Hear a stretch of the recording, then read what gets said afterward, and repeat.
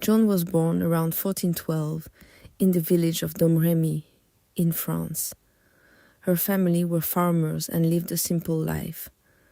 But France was at war with England, and much of the country was suffering.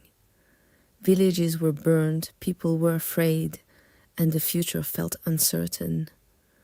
From a young age, Joan was deeply religious. She prayed often and went to church regularly. When she was about 13, she began to hear voices she believed came from saints, Saint Michael, Saint Catherine, and Saint Margaret. These voices told her that God wanted her to help the rightful king of France and protect the country. Joan did not understand how this could be possible. She was young, poor, and uneducated. She had no weapons, no power, and no position. But the voices did not stop.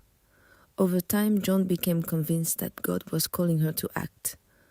At 17, Joan left her home and traveled to see Charles, the man she believed should be crowned King of France.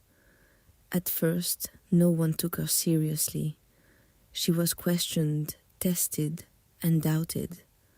But Joan spoke with confidence and faith, and eventually Charles allowed her to join the French army. Joan wore armor and rode with soldiers into battle. She did not fight with a sword, but she carried a banner and encouraged the troops. Her presence gave the army courage. Against expectations, the French began to win important battles, including the lifting of the siege of the city of Orléans. Soon after, Charles was crowned king, just as Joan had said he should be. Joan believed her mission was complete. But the war did not end, and Joan continued to help where she could. In 1430, Joan was captured by enemy forces.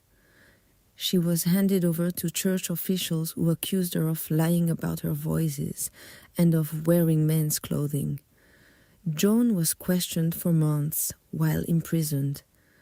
She was frightened and alone, but she refused to deny what she believed God had asked of her. Joan was found guilty and sentenced to death.